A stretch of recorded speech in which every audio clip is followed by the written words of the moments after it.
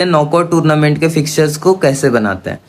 इसको सीखने के पहले दो कंसेप्ट को समझते हैं। पहला है सीडिंग और दूसरा है बाई। सबसे पहले सीडिंग को समझो। सीडिंग उस प्रोसेस को कहा जाता है जब हम टीम्स को अरेंज करते हैं उनके पिछले पोजीशन या उनके पिछले रैंकिंग के हिसाब से फिक्सचर में। फॉर एग्जांपल ABCDEFGHI ये 5 टीमें पार्टिसिपेट कर रही हैं हमारे इस टूर्नामेंट में और ये टूर्नामेंट हम हर साल कराते हैं। सो हमारे पास पिछले बार का भी रिकॉर्ड है कि कौन सी टीम फर्स्ट आई थी और कौन सी लास्ट आई थी। अगर मान लो D और I पिछले बार के फाइनलिस्ट हैं जिसमें D विनर था और I रनर अप था, तो इनको हम फिक्सचर पर ऊपर और नीचे अरेंज कर देते हैं ताकि इन दोनों अच्छी टीमों का match starting of the tournament में ना हो। अब नेक्स्ट कंसेप्ट हमारा बाई। बाई में देखो क्या होता है, जब किसी टीम को बाई दिया जाता है मतलब उस टीम को उस राउंड में पार्टिसिपेट करने की जरूरत नहीं है। वो टीम उस राउंड में बिना मैच खेले नेक्स्ट राउंड के लिए एलिजिबल है। और हम बाई इसलिए देते हैं क्योंकि अगर number of teams participating uneven है मतलब ऑड नंबर में है तो उस केस को मैनेज करने के लिए हम बाई देते हैं। और कोई भी ऐसी टीम ना हो कि एक दिन में ज्यादा मैचेस एक टीम खेल रही हो, तो इस चीज को अवॉइड करने के लिए भी हम बाई देते हैं। एक किन केसेस में नहीं दिया जाता है बस इसको सीख लो, बाकी सारे केसेस में बाई दिया जाता है। 2 के जितने भी पावर प्रोडक्ट हैं मतलब 2 का स्क्वायर 4, 2 का क्यूब 8, 2 का पावर 4 16, 2 का पावर 5 32 एंड सो ऑन। अगर 2 के इन पावर प्रोडक्ट से आपका number of team participating equal है तो इन केसेस में हम बाई नहीं देते हैं।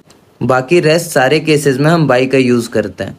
नॉकआउट फिक्सचर को बनाने के स्टेप्स क्या हैं इनको समझते हैं। सबसे पहला स्टेप है ये पता लगाना कि कितनी टीमें पार्टिसिपेट कर रही हैं। अगर मान लो नंबर ऑफ टीम्स पार्टिसिपेटिंग 9 है तो हमें बाई देना पड़ेगा। अगर नंबर ऑफ टीम्स पार्टिसिपेटिंग 8 है तो हमें बाई देने की कोई ज़रूरत नहीं है। अब हमारे पास ये आइडिया हो गया कि नंबर ऑफ टीम्स पार्टिसिपेटिंग कितनी है, तो नेक्स्ट हम डिटरमाइन करेंगे कि टोटल नंबर ऑफ मैचेस कितने होंगे पूरे टूर्नामेंट में। Number of matches of the tournament का फॉर्मूला है नंबर ऑफ टीम्स माइनस 1, मतलब जितनी टीमें पार्टिसिपेट कर रही हैं उसमें हम 1 माइनस कर देंगे तो उससे हमारा टोटल नंबर ऑफ मैचेस निकल के आ जाएगा। अगर नंबर ऑफ टीम्स पार्टिसिपेटिंग 15 है तो 15 minus 1 14 is the total number of matches which will be played in the tournament. Next step है हमारा फिक्सचर को 2 हाफ्स में डिवाइड करना।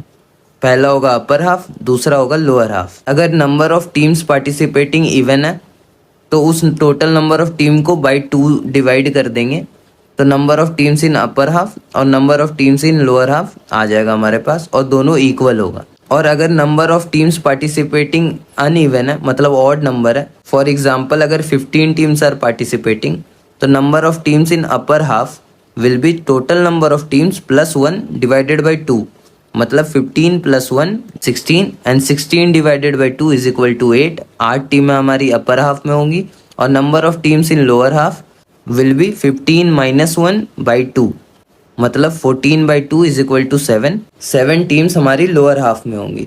नेक्स्ट स्टेप है हमारा इन टीमों को बाई देना। सबसे पहले निकालेंगे total number of बाईज।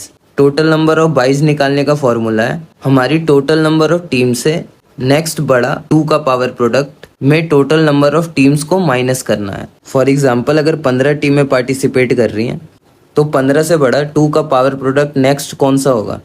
Power product हैं कौन कौन से, 2 4 8 16 32 64 128। तो 15 से नेक्स्ट सबसे बड़ा पावर प्रोडक्ट कौन सा है, 16 है। तो 16 में 15 को माइनस करेंगे तो आएगा 1।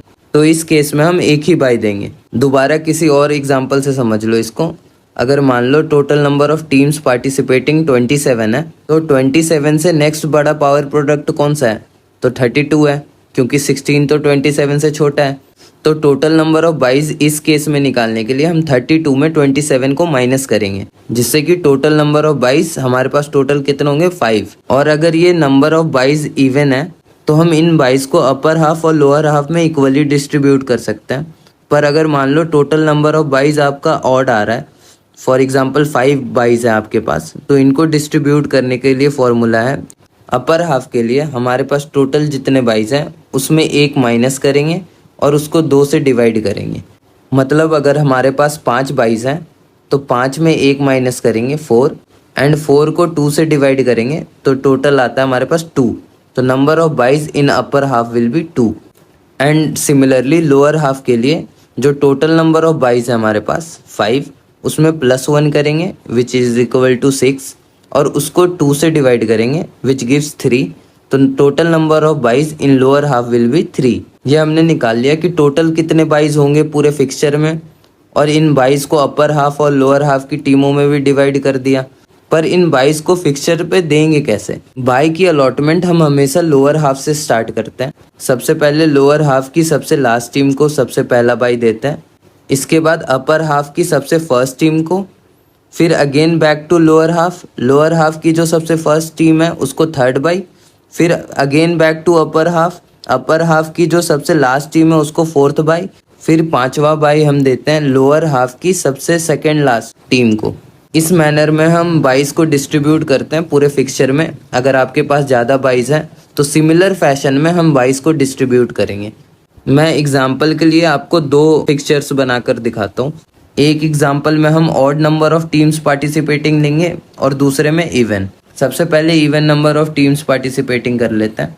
For example number of teams participating is 6, then the total number of matches will be 6 minus 1 5.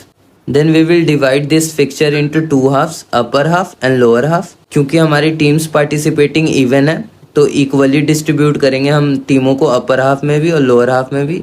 तो 3 teams in upper half and 3 teams in lower half. Next हम टोटल नंबर ऑफ बाइज निकालेंगे। Total number of buys निकालने का formula मैंने बताया था। Next सबसे बड़ी पावर प्रोडक्ट से टोटल नंबर ऑफ टीम्स को माइनस करना। सो इस केस में हम 8 में 6 माइनस करेंगे तो टोटल नंबर ऑफ बाइज हमारे कितना आ गए 2। क्योंकि total number of byes even है तो इसको हम इक्वली डिस्ट्रीब्यूट कर देंगे अपर हाफ में और लोअर हाफ में। सबसे पहले हम लोअर हाफ वाले के सबसे लास्ट पोजीशन टीम को देंगे पहला बाई, और दूसरा बाई हम अपर हाफ के सबसे फर्स्ट पोजीशन वाली टीम को देंगे। जैसा मैंने बताया था जिस टीम को बाई दिया जाता है वो टीम उस राउंड में पार्टिसिपेट नहीं करती है। तो इस फर्स्ट राउंड में जो पहला मैचेस होगा ये इनके बीच होगा और इनके बीच में होगा। ये हमारे राउंड 1 के मैचेस हैं जिनमें 2 टीमों को बाई मिला हुआ है और ये चारों टीमें मैचेस खेलेंगी। अब नेक्स्ट राउंड 2 में इन दोनों टीमों के बीच में जो सी भी टीम जीतेगी वो मैच खेलेगी उस टीम से जिसको बाई मिला हुआ है। इनके बीच में राउंड 2 में मैच होगा। सिमिलरली लोअर हाफ में भी ऐसा ही होगा। फिर इन मैचेस के विनर फाइनल खेलेंगे इस टूर्नामेंट का जो कि राउंड 3 होगा। तो टोटल कितने राउंड हो गए इस पूरे टूर्नामेंट में? 3 राउंड। नंबर ऑफ मैचेस कितने हो गए काउंट कर लो, 1 2 3 4 एंड 5। तो ये एग्जांपल हो गया कैसे फिक्सचर बनाते हैं नॉकआउट टूर्नामेंट का जब number of teams participating even होती है। नेक्स्ट एग्जांपल करते हैं जब number of teams participating odd हो। अगर फॉर एग्जांपल अगर हमारे टूर्नामेंट में 5 टीमें पार्टिसिपेट कर रही हैं तो सबसे पहले total number of teams 5, total number of matches 5 - 1 4। Number of teams in upper half will be 5 + 1 divided by 2 which is equal to 3, and total number of teams in lower half will be 5 - 1 divided by 2 which is equal to 2। अब हम calculate करेंगे total number of buys.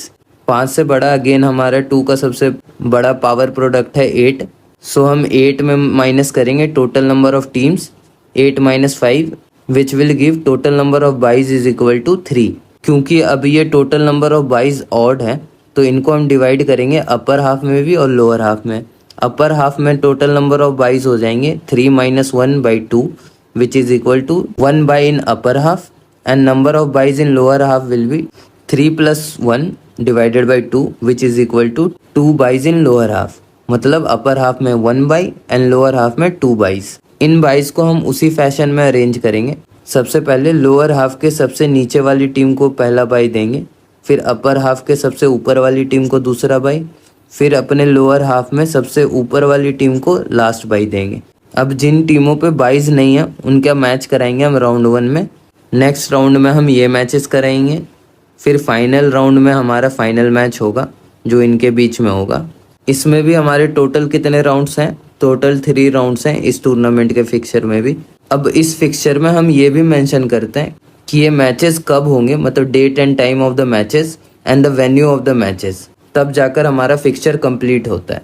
इसके साथ हमने complete कर लिया कि knockout tournament के फिक्सचर्स को कैसे बनाते हैं।